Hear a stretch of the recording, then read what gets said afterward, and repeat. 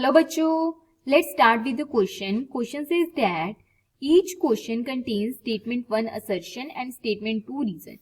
Examine the statements carefully and mark the correct answer according to the instructions given below.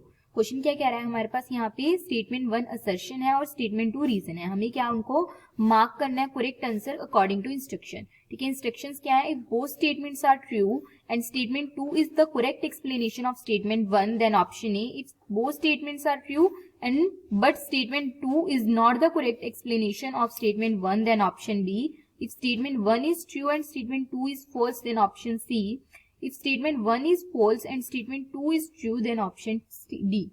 अब हमारे पास statements क्या given है. Statement 1 कह रही है कि the equilibrium constant of exothermic reaction at high temperature decreases. कि जो इक्विलिब्रियम कांस्टेंट है वो एक्सोथर्मिक रिएक्शन का वो क्या होता है, हाई टेम्परेचर के ऊपर डिक्रीज करता है.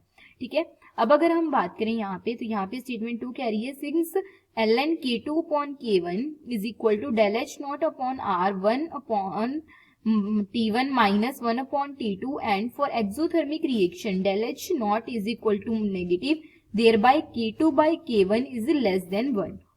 तो यहाँ पे हमारे पास जो की कंसेप्ट यूज होगा वो कौन सा होगा? की कॉन्सेप्ट ये होगा हमारे पास वेंट ऑफ इक्वेशन. और वेंट ऑफ इक्वेशन क्या होती है हमारे पास? ये होती है ln k2 upon k1 is equal to del H naught upon r. यहाँ पे क्या आएगा हमारे पास 1 by t1 minus 1 by t2.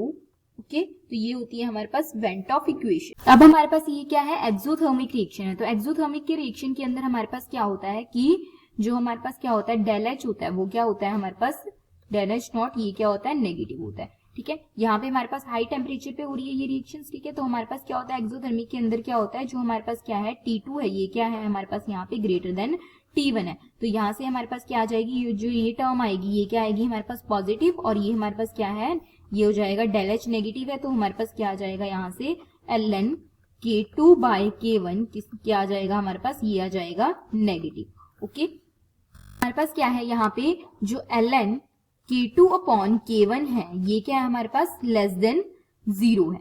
ठीक है, क्योंकि नेगेटिव है तो लेस देन 0 होगा. तो अगर हम बात करें k2 बाई k1 की तो ये क्या आ जाएगा हमारे पास लेस देन 1 आ जाएगा. ठीक है, तो यहाँ से हम क्या कह सकते हैं कि जो हमारे पास k2 है ये क्या होगा हमारे पास लेस देन होगा किससे? k1 से. ठीक है, तो यहाँ हमारे पास क्या है, यहाँ पे k2 क्या है लेस देन 1 है. तो हाई टेम्परेचर के ऊपर क्या था हमारे पास k2 था. ठीक है, हमने क्या किया था एट T2 हमने इसको कंसीडर किया था k2. ठीक है, और T1 पे k1. ठीक है, तो T2 हमारे पास क्या था ग्रेटर देन था तो T2 पर हमारे पास क्या था यहाँ पे k2. तो ये क्या है लेस देन है. तो यानी इक्विलिब्रियम कांस्टेंट क्या है एक्सोथर्मिक रिएक्शन के लिए हाई टेम्परेचर के ऊपर क्या होता है डिक्रीज करता है. तो ये हमारे पास क्या है स्टेटमेंट 1 करेक्ट है. और क्यों हमारे पास यहाँ से ये कैसे पता चला हमें? वेंट ऑफ इक्वेशन से.